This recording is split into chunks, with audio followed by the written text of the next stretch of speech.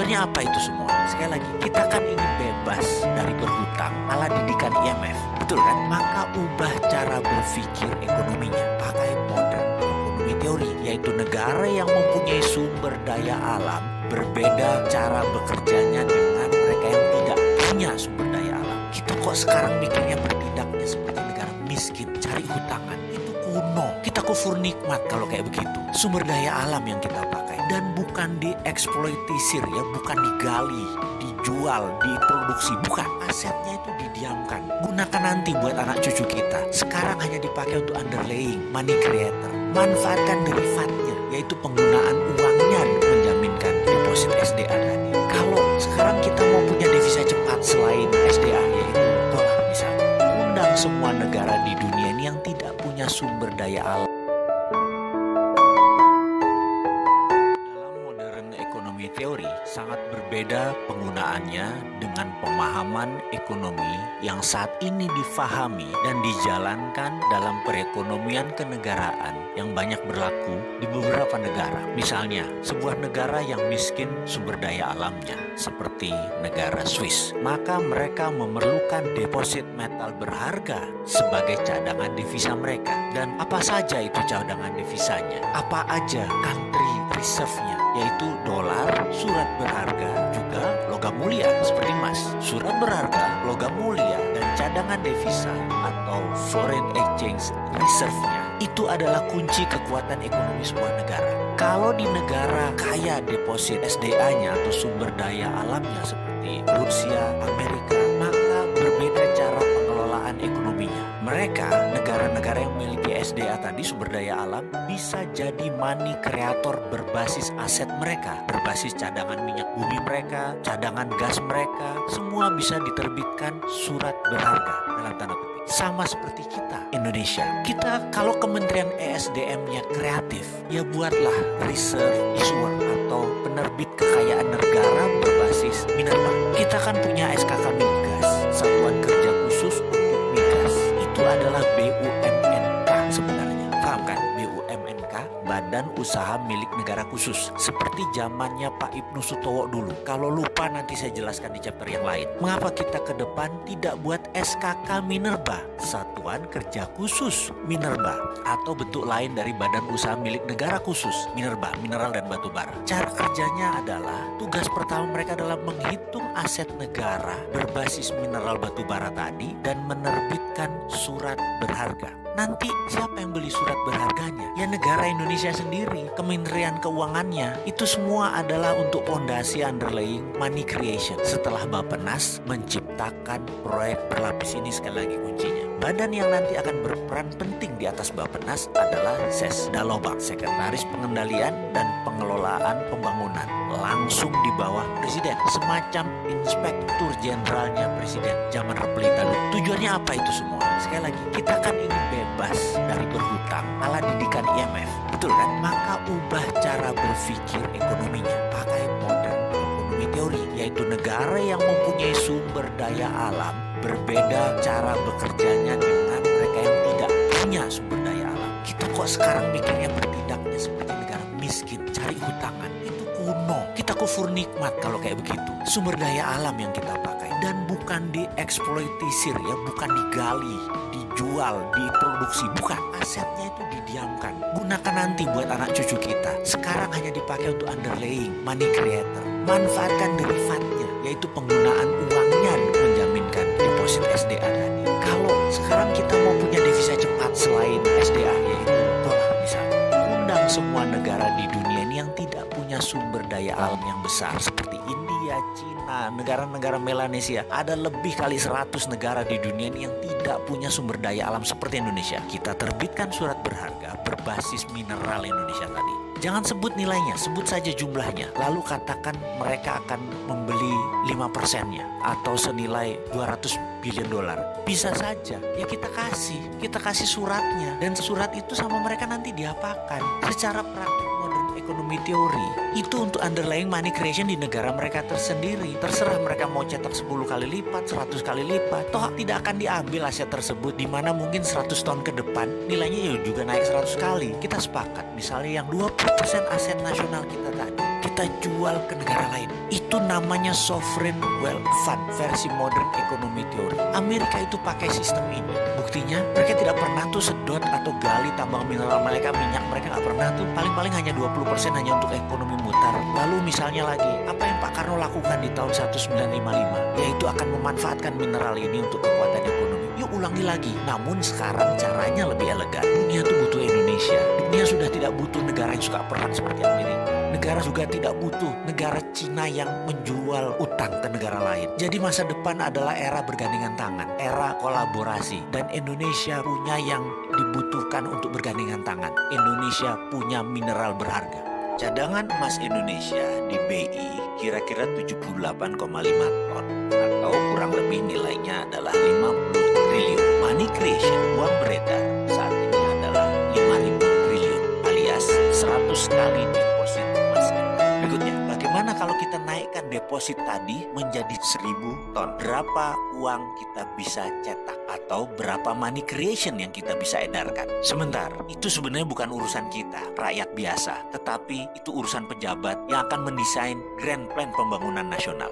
Kita tahu bahwa base-nya di dalam printing money harus proyek produktif, bukan proyek untuk bayar hutang, bukan untuk bayar biaya rutin kepegawaian, harus proyek produktif. Saya ingin berkontribusi. Dalam 4 tahun tugas saya sebagai staf khusus Menteri Pertahanan, tugas kami adalah melakukan analisa dan membuat strategi atas salah satunya mineral tambang di bumi Nusantara ini. Kita tahu ada mineral strategis, ada mineral jarang, ada mineral vital di luar mineral umum lainnya. Mineral strategis itu LM, logam mulia, atau PGM, precious group metal. Mineral jarang adalah mineral yang berupa alat penekan yang nanti kita butuhkan seperti uranium, thorium, dan lain sebagainya. Dan ada mineral vital lainnya. Mineral tanah jarang bukan barang tambang, tetapi hasil cracking yang menggunakan teknologi seperti shale gasnya Amerika menggunakan teknik hydrocracking. Demikian juga mineral tanah jarang. Dalam mineral strategis ada emas yang saat ini banyak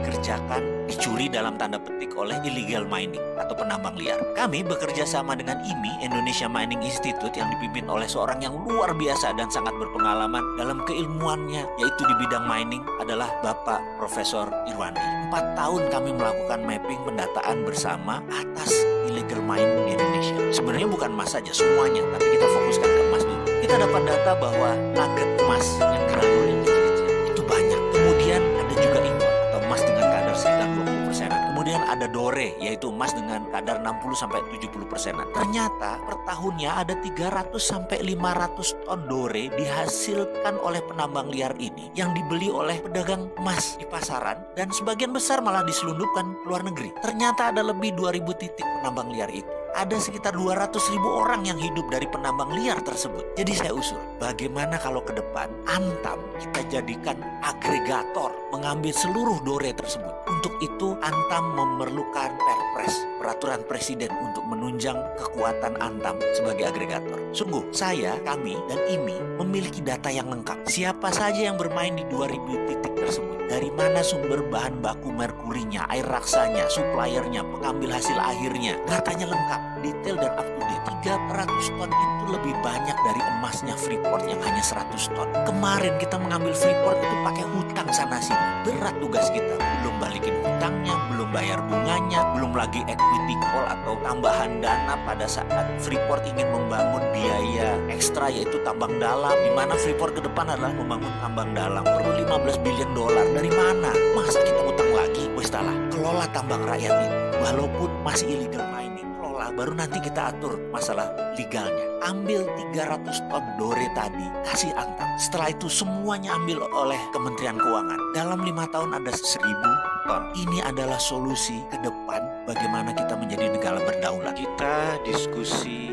tentang SWF atau Sovereign Wealth Fund lebih dalam lagi sekarang. Kalau video terdahulu kita membicarakan secara garis besar apa yang Saudi Arabia lakukan, apa yang Norwegia lakukan, dan apa yang Uni Emirat Arab lakukan. Sekarang SWF, kita bicara lebih dalam lagi. Memahami dunia SWF, Sovereign Wealth Fund modern, harus berbasis New Economic Model. Tidak bisa dilihat menggunakan Keynesian, tidak bisa menggunakan Neolib ekonomi. Melihat neolib kapitalisme itu gampang. Kalau ada orang yang mengatakan takut inflasi, apa-apa menggunakan mistar penggaris grafik inflasi, itu mereka adalah berbasis ekonomi Keynesian. Pasti mereka neolib. New economic model bisa nggak ada inflasi walau duitnya dicetak dari thin air, dari angin. Contoh sederhana, kalau kita cetak uang 100.000 dari angin, lalu kita kasih ke mbok-mbok di pasar, uang tersebut dia beli 10 kilo jagung misalnya. Lalu jagung tadi dia buat perkedel jagung yang dia goreng, lalu dia jual, dia dapat 100 buah perkedel jagung dan dijual masing-masing satuannya adalah Rp2.000. Dengan cara ini ada inflasinya nggak? Inflasi itu kalau duit diam, kalau nabung makan bunga itu inflasi. Kalau beli barang impor konsumtif itu pasti inflasi. Kita kembali ke pelajaran ala neolips di chapter yang lain. Sekarang kita ingin negara kita tidak berhutang lagi. Setuju ya? Masih mau coba pemahaman ekonomi neolips atau mau menggunakan modern ekonomi teori? Masih belum kapok ya? Masih belum kapok ya utang? Masih belum kapok ya defisitnya besar? Atau mau menggunakan sesuatu yang revolusioner? Sekali lagi, sekedar mengingatkan, kita negara kaya mineral, terutama logam mulia seperti emas, perak, platinum, dan banyak mineral jarang atau rare earth yang tersedia di muka bumi Indonesia ini. Segera lakukan audit atas aset tersebut. Berdasar pasal 33, kekayaan alam beserta isinya milik negara, gak boleh milik swasta atau dijamin-jaminin. Bukan, milik negara. Setelah diaudit, maka kita akan mendapatkan jumlah deposit. Sekali lagi, jangan pikirkan bagaimana sulitnya nanti nambang, bagaimana di mana areanya, ada yang open pit atau bagaimana nanti teknologinya, refinery smelternya mahal. Itu urusan swasta, itu urusan partikelir. Nanti kita nih negara, kita di atas swasta. Jangan pikirkan dulu mengenai teknologi, cara tambang dan lain sebagainya. Dalam SWF, Sovereign Wealth Fund, di dalam New Economic Model, mineral tadi tidak akan pernah ditambang. Ingat, tidak akan pernah diproduksi karena bukan untuk kebutuhan tambang yang seketika. Bukan. Kita tidak memerlukan materialnya. Nanti sovereign artinya kedaulatan. Maka kita bicara siapa yang punya logam mulia, mereka berdaulat. Ingat itu kata-katanya. Yang punya logam mulia mereka berdaulat. Jauh di atas dolar, jauh di atas yuan. Kita hitung misalnya cadangan emas Indonesia, katakanlah setelah kita audit ternyata ada 100.000 ton. Angkanya sekitar itu memang. Dan itu ada di perut bumi Indonesia. Maka 100.000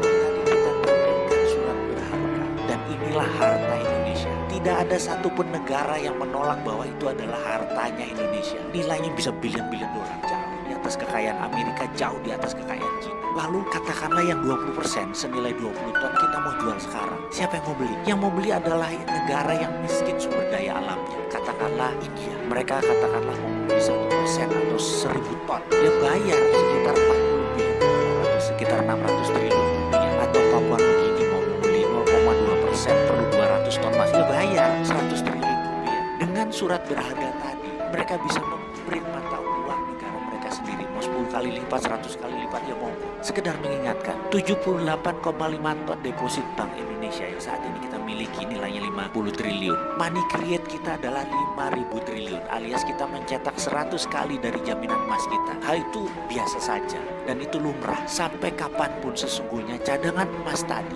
tidak perlu ditambang atau diproduksi. Itu namanya sovereign wealth fund dalam arti sebenarnya. Kalau kita sendiri bagaimana? Kita mau nanya, berapa yang mau di-print? Berapa yang mau dipakai? Semua tergantung proyek berlapis 12 minimum. Lapis 12 itu seperti begini sederhananya. Kita punya 30 warteg. Kita mau buat warteg tersebut menjadi 100. Untuk menyuplai warteg tersebut kita perlu supplier ayam, perlu telur, perlu beras, jaringan distribusi, pupuk. Semuanya ikut dibangun. Sampai sawah, padi, semua tanaman pestisida, pabrik drone, penyiram pupuk cair tadi, semua dibangun sekaligus. Berlapis 12. Jadi jalan tol yang saat ini dibangun harus 100% produk lokal. Kendaraan yang isi pun TKDN-nya, lokal kontennya harus di atas 80%. Kalau perlu pakai baterai, listrik yang 100% buatan Indonesia. Sehingga tidak impor BBM. Dan kendaraan itu pun mendistribusikan hasil pangan, pupuk, yang semua buatan Indonesia. Kalau bangun jalan tol, besinya isinya kendaraan asing bukan buatan Indonesia, pakai bensinnya impor, isinya pupuk impor,